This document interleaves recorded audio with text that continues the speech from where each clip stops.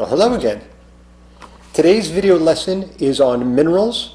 It's part of a two-part series on vitamins and minerals, but the combined lesson was a little bit too long, so I decided to split it in half. So there's a vitamins portion and a minerals portion. So let's take a look at the minerals, and I'll see you on the other side. Okay, let's get started here. Before we get there, let's just remember one thing, that everybody is different. We're going to be seeing a lot of vitamins and minerals and different things come up on the screen. And if you see anything that you feel may be of help to you, take some notes, but please talk with your doctor first, because if you decide to make a big change, they should know about it, keep it in your chart, and make sure that you're doing things correctly. So I just want to say that before we get into this. So first off, I want to talk about a few definitions that are going to be used throughout. Simply stated, we're going to talk about water-soluble vitamins. And just as the name sounds, they dissolve in water, soluble in water. And they are easily lost when heated or cooked. And because they can be flushed out of your system pretty easily because they're water-soluble, these are the ones you need on a daily basis. Contrary or opposite of that are fat-soluble vitamins. They dissolve in fat and they are stored in your body for future needs. So these are ones that can build up and become toxic. So most people do get their fat-soluble vitamins at the proper levels through eating and maybe if they need a multivitamin, but food are pretty much where you're going to be getting these fat-soluble vitamins. And to transport them around the body, they do have to go with a molecule of fat. So we'll talk about it a little bit later, but just to say it here, that if you just took a multivitamin with a glass of juice in the morning and didn't eat much for a few hours, those fat-soluble vitamins that are in that vitamin are going to have a hard time being transported around. So a little bit of fat with the vitamin, a glass of milk with a vitamin, or something like an egg with your vitamin would be better off. Minerals are just elements your body needs to develop and function normally. So you probably know about minerals like potassium and sodium and things like that. We'll see those. And these next two are in a pair, antioxidants and free radicals. So antioxidants are the molecules that are in your body. They're types of vitamins that can give up an electron. And not to get technical or confusing here, we're going to have a graphic of it. It looks like basically planets in an orbit. We'll make it simple enough to understand. But they have that free electron that they're going to give up and give it to that radical, free radical, that is going around scavenging, looking for an electron to complete itself. So these free radicals are the bad things. They're a byproduct of your metabolism. And your antioxidants are going to come in and donate that electron to kind of neutralize them. So very good pairing there, and a lot of people don't understand that, and hopefully later on the graphic will kind of make that a really clear picture. And then lastly, the word here, essential. It is the word that you might see often enough with essential amino acids, essential fats, essential vitamins and minerals, and it means it's things that you need to consume because your body can't make them. So essential amino acids you have to intake. Same thing with essential fats. There are some fats that your body just can't make on their own. And then obviously we're going to focus on vitamins and minerals today. So calcium, it is the thing we all know for teeth and bones. It's the building block for teeth and bones. It's also there to make your muscles move, including your heart. So keep in mind, calcium is very important, not only for those teeth and bones. You get calcium, as you can well imagine, from milk and cheese and yogurt. That's kind of one that most people know about, but also from green vegetables like kale and broccoli. So if you're not into the dairy items, you can definitely be getting these your calcium from vegetables. Chromium is a mineral you need a trace amount, the tiniest amount, and it's thought to help keep your blood sugars level. You get enough throughout the day, so this is one that you really don't need a supplement for. They have them out there. It's really has not been any scientific evidence to back up those claims. Iodine, your thyroid uses iodine to help control your metabolism. So you see a lot of people checking their thyroid when they might have a metabolism problem, and usually you see it as a goiter, but this is rare in the United States because we add iodine to table salt. And I remember a long time ago, the amount of iodine is so small. I think when I was reading a book, it said it's the size of the period at the end of the sentence. It's a very small amount of iodine that your body needs. But if you're not using the salt with iodine, you need to find it in other places like fish and seaweed. So, but the iodine in the salt is usually where most people get it from. Iron, big one. If you don't have enough iron in your body, your body can't make healthy red blood cells, and without them, you're not going to be able to get oxygen to your tissue. So it's an amazing mineral that your body needs. If you're a woman who's pregnant or you have a heavy cycle, you may have anemia, and this is the medical name when you don't have enough iron in your blood. So keep those levels up. You can get that from beans and lentils, liver, oysters, and spinach. If you remember, that's why Popeye ate his spinach, for his iron. And many breakfast cereals have the iron added, so you can find that pretty easily.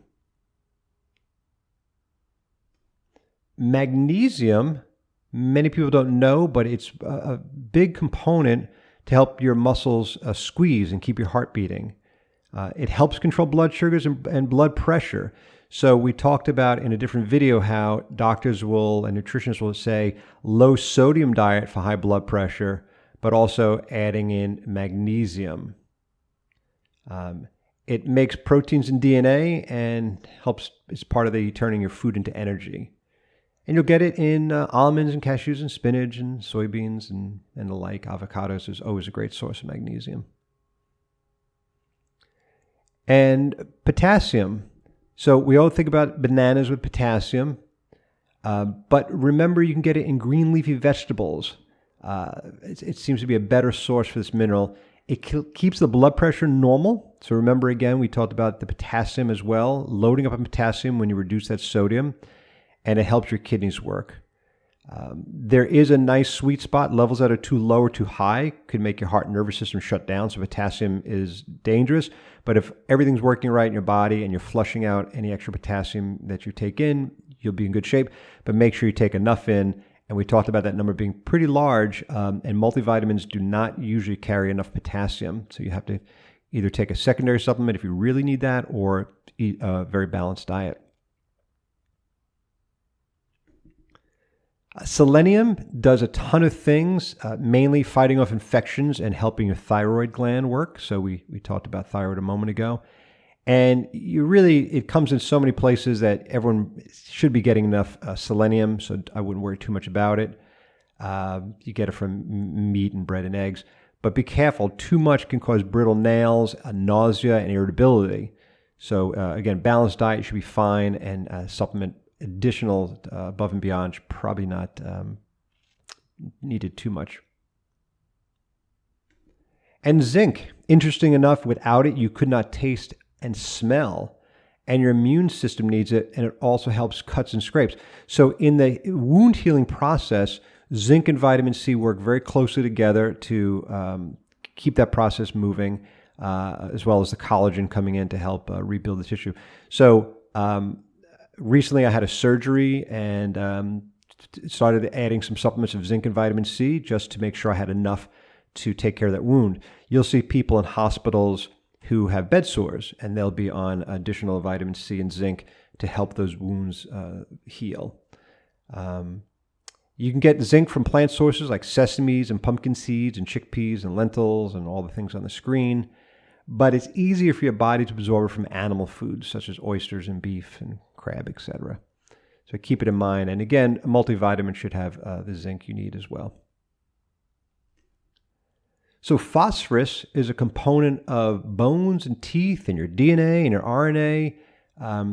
In the form of a phospholipid, it's also a part of the component of the cell membrane. So not to get into too much detail, but your cell membrane contains these phospholipids, and phosphorus is part of that. So lipids is fat, and phosphorus would now be a component of that chain and making a new membrane, a new molecule that become part of that cell wall.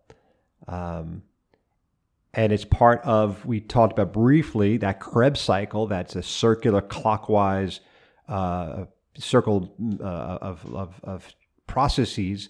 And what you're producing there is the ATP, and that's the P there is the phosphorus part of that.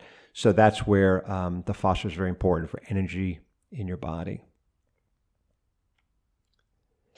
So sodium, it helps with the function of your nerves and your muscles. So muscle contraction is a sodium, potassium, has those two molecules involved in it. It also helps keep the right balance of fluids in your body. And your kidneys will take care of if you have too much sodium, but you really do not want to overtax your kidneys by taking in way too much. If your kidneys can't get rid of it, sodium builds up in your blood. And we mentioned briefly in another video, the blood needs to have a certain percentage of the sodium. So let's say you want to have, a couple of molecules, I'll make it really simple, molecules of sodium in, a certain section of your blood, in a certain section of your vein. And if that doubles or that goes up by 5%, your body's going to put more liquid, more fluid into your bloodstream to thin that back out again and get it back to the right percentage. So it's trying to dilute to make sure that sodium stays at the right percentage in your bloodstream. So having too much sodium, if you're not able to excrete it and get rid of it, your blood pressure will rise by your body forcing and keeping more fluid in your blood. So very important to keep your sodium levels in check if you have high blood pressure. And chloride, about that body fluids, it helps keep the proper balance of those body fluids, and it's an essential part of digestive juices. It can be found in the table salt. Now remember, salt is a positive and negative ion, so sodium and the chloride together is a salt. Salt is actually a scientific word of two things together, a positive and a negative. So sodium chloride is a salt. So it's part sodium, a part chloride, so you will get your chloride from table salt. It's not all sodium, it's partly chloride as well.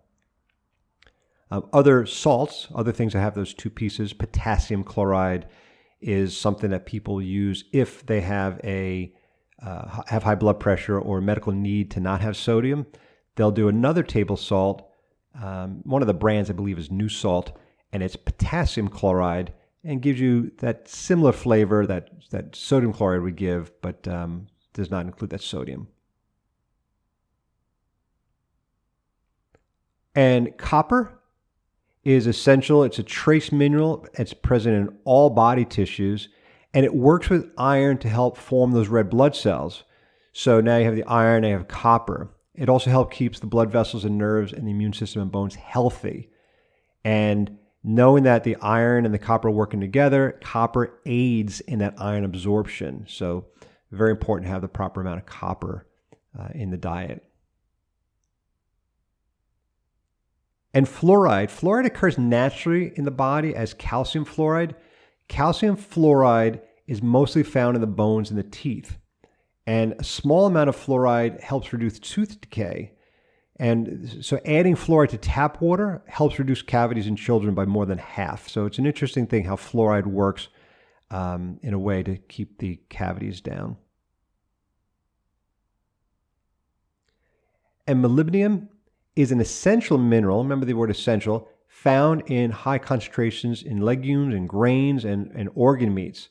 And it activates enzymes that help break down harmful sulfites and prevent toxins from building up in the body. So a major, major mineral here that maybe you didn't know about that you're getting in your diet and also in your multivitamin. And manganese is another essential mineral. It's needed by the body in very small amounts, but it's important in that bone and wound healing and how the body uses carbohydrates and amino acids. So it is concentrated in the mitochondria of the cells. And we didn't draw a picture or talk about it, but you have mitochondria in your cells, and that's where the production of ATP, which is the energy releasing process of your body. So it is located mainly there, helping with that use the carbohydrates and the amino acids. It's part of several enzymes and also helps activate other enzymes. So not to get into the detail, but enzymes are molecules that speed along a process, get things started, but make the reaction much, much faster. And without enzymes, things would be dreadfully slow. So again, this enzyme, this other one, the manganese superoxide dismutase, helps maintains the mitochondrial and the cell membranes. It does this by getting rid of those free radicals.